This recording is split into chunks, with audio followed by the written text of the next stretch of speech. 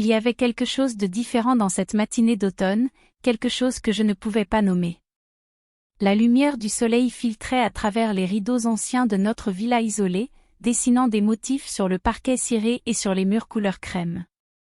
Le silence régnait dans la maison, interrompu seulement par le tic-tac régulier de l'horloge du salon et le bruissement des feuilles à l'extérieur. Julien était parti depuis 2 jours déjà, pas pour un voyage d'affaires banal, mais pour un stage intensif de survie en forêt, laissant derrière lui une maison immense, vide et étrangement vivante à la fois. Je me suis levée lentement, savourant la sensation de l'air frais sur ma peau, et j'ai senti Max, notre labrador, me suivre de près, ses pattes douces effleurant le sol. Il avait ce regard qui semblait comprendre mes pensées avant même que je ne les formule. Chaque matin, il était là, fidèle, silencieux, mais d'une présence réconfortante qui emplissait le vide laissé par l'absence de Julien. J'ai préparé un thé, observant les ombres danser sur le mur, et pour la première fois depuis longtemps, j'ai ressenti un calme étrange, presque une complicité avec cette maison et avec Max. Il s'est approché, posant sa tête sur mes genoux, et j'ai senti une chaleur douce envahir mes mains lorsque je l'ai caressé. Ce contact simple, mais prolongé, a éveillé en moi une sorte de tranquillité que je n'avais pas connue depuis des semaines. La journée s'est étirée dans un rythme lent, ponctué par des promenades dans le jardin, des gestes tendres pour Max, et l'organisation de la maison. Chaque moment que je passais avec lui semblait s'allonger, comme si le temps se suspendait.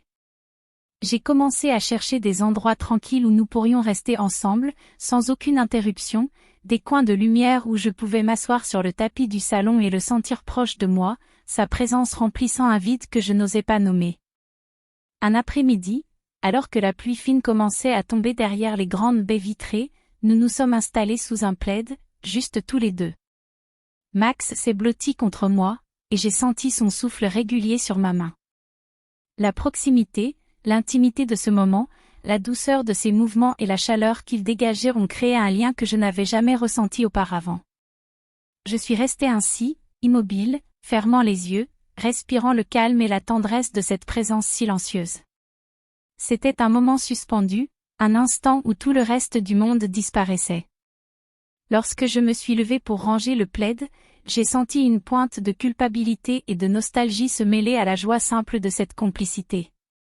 Julien était absent, et pourtant, je me sentais étrangement complète, comprise dans ce silence, dans cette attention partagée, dans cette proximité qui n'avait besoin d'aucun mot. Les jours suivants, cette routine s'est installée avec douceur. Chaque matin, je me levais pour préparer le petit déjeuner, tandis que Max me suivait dans chaque pièce, comme un compagnon fidèle et silencieux. Nous avons commencé à créer nos petits rituels, des caresses prolongées, des promenades dans le jardin sous le soleil d'automne, des moments de repos ensemble sur le tapis du salon, enveloppés dans la lumière chaude de la maison.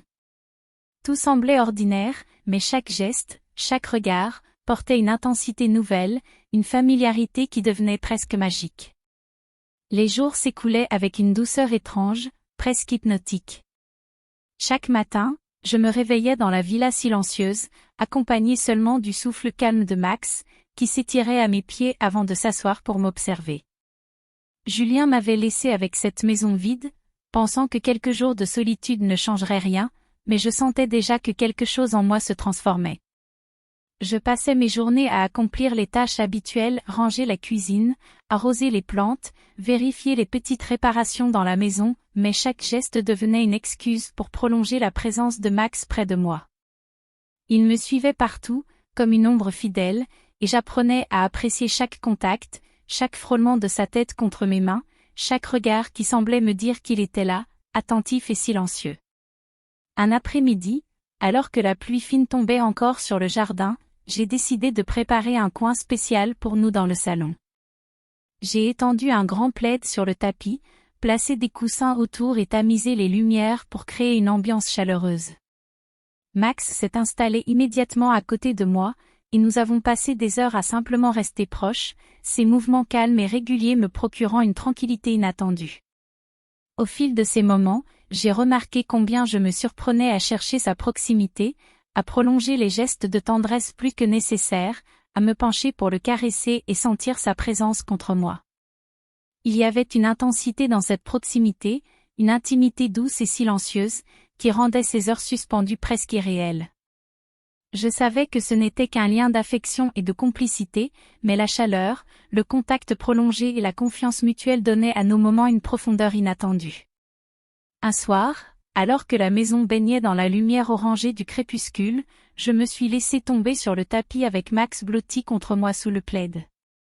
Nous étions seuls, isolés du monde extérieur, et pour la première fois, j'ai senti que cette proximité était totale, presque comme si rien ne pouvait nous déranger. J'ai fermé les yeux, savourant le calme, la douceur de ses mouvements et cette impression étrange d'être comprise sans un mot. Le temps semblait s'arrêter, et chaque respiration, chaque frôlement de pelage, devenait une caresse invisible sur mon esprit. C'était ce moment, unique et inattendu, où la familiarité et la tendresse avaient atteint une intensité nouvelle. Je me suis sentie enveloppée, protégée et étrangement connectée à cette présence silencieuse, comme si tout le reste du monde avait disparu.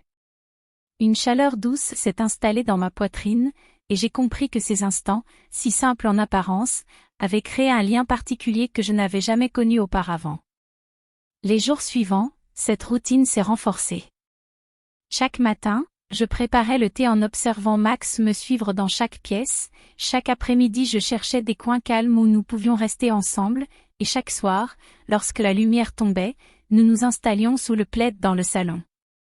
Tout semblait ordinaire, mais dans chaque geste, chaque caresse, chaque regard, il y avait une intensité subtile, une complicité profonde qui rendait ces journées à la fois simples et extraordinaires.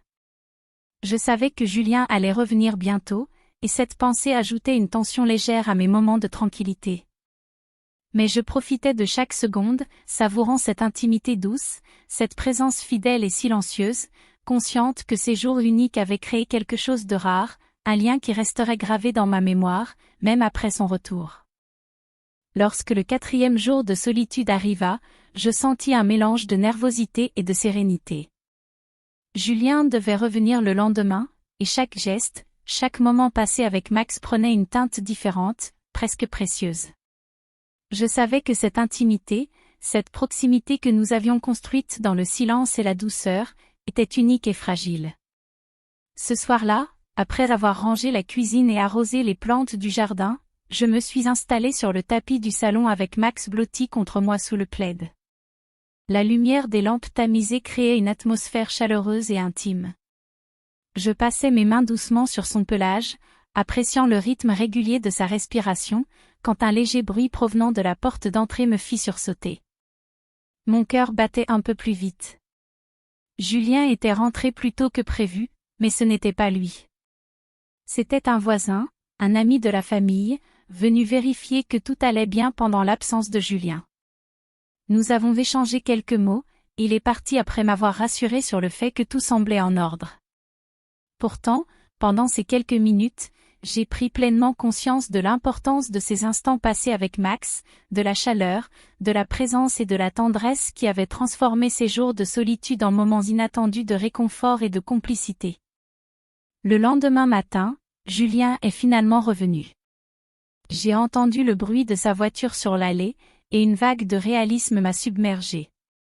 La maison reprenait son rythme habituel. Je l'ai accueilli à la porte, et Max a couru vers lui, remuant la queue joyeusement, ignorant la tension qui flottait encore dans l'air. Je me suis retrouvée à sourire, à sentir une chaleur étrange dans ma poitrine. Julien me parlait de ses aventures en forêt, de ses difficultés et de ses réussites, mais dans un coin de mon esprit, je savais que quelque chose avait changé en moi. Ces jours seuls, ces moments avec Max, avaient créé une intimité douce et silencieuse, une compréhension de la solitude et de la présence, un lien que je n'avais jamais anticipé. La journée s'écoula normalement, mais le soir, alors que Julien s'endormait dans la chambre, je me suis retrouvée dans le salon avec Max, enveloppé dans le plaid. Je l'ai regardé dormir à mes côtés, et j'ai senti une gratitude profonde pour ces instants partagés. Ils avaient été plus qu'un simple réconfort, ils m'avaient permis de découvrir un nouvel espace de tendresse et de calme, une intimité inattendue mais incroyablement précieuse. Et c'est là que je compris que, parfois, la solitude et les compagnons silencieux peuvent révéler des vérités sur nous-mêmes que personne d'autre ne peut nous montrer. Julien était revenu, mais quelque chose en moi avait changé pour toujours. Une partie de moi resterait à jamais liée à ces jours, à cette douceur inattendue et à cette chaleur qui m'avait enveloppé lorsque le monde extérieur semblait s'être retiré.